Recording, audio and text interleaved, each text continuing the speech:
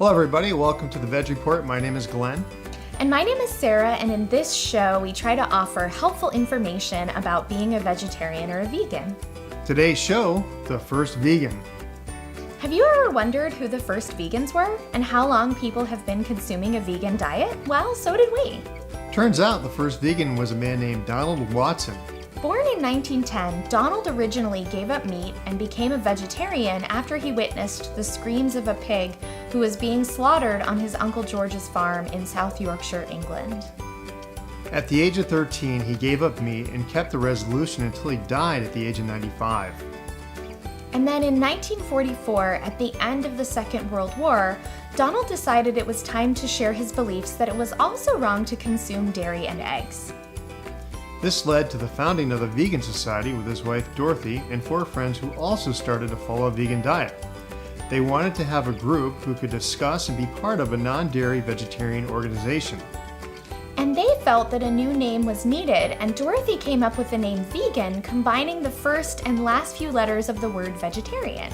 The Vegan Society started to put out a newsletter called the Vegan News, and Donald Watson served as the first secretary of the society and wrote and produced the newsletter. This first issue came out in 1946 and then continued on a quarterly basis. The society used the word vegan and were the creators of this term for a non-dairy, non-egg vegetarian diet. And they debated issues such as whether honey should be allowed in a vegan diet, and they decided no. Interestingly, in the 1940s, Watson also chose to give up smoking, alcohol, and other food products he labeled as toxins. And as we researched more, we also found that while the Vegan Society was started in 1944, according to their website, people choosing to avoid consuming animals actually began even earlier with Dr. William Lamb in 1806.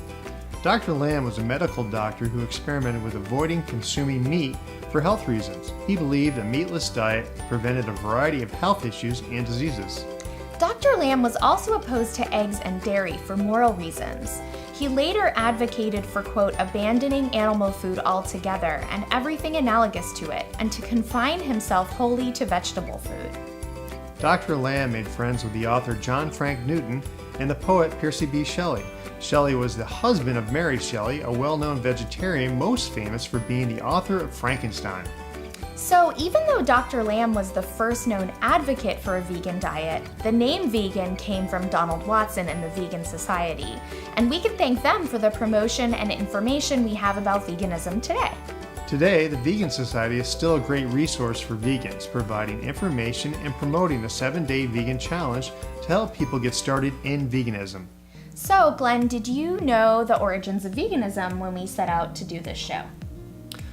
I didn't know until we started doing the research.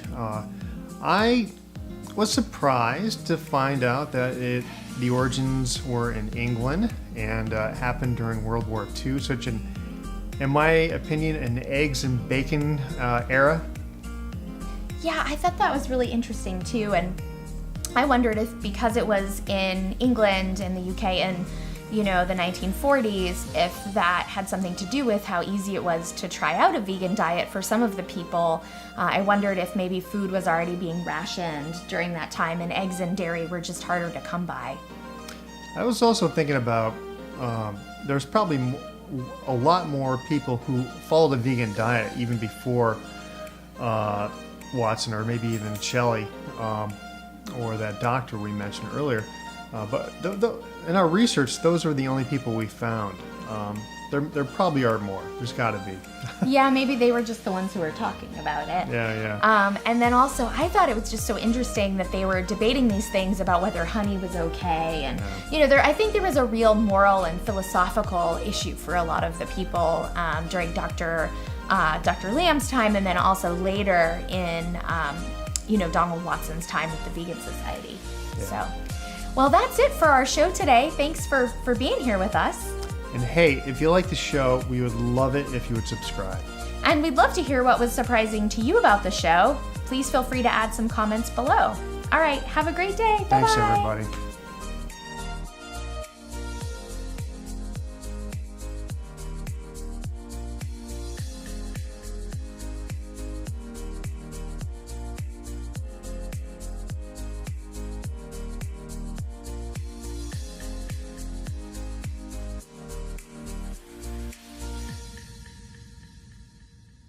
husband of the author of Frankenstein, Mary Shelley, other blah, blah, blah, blah, blah.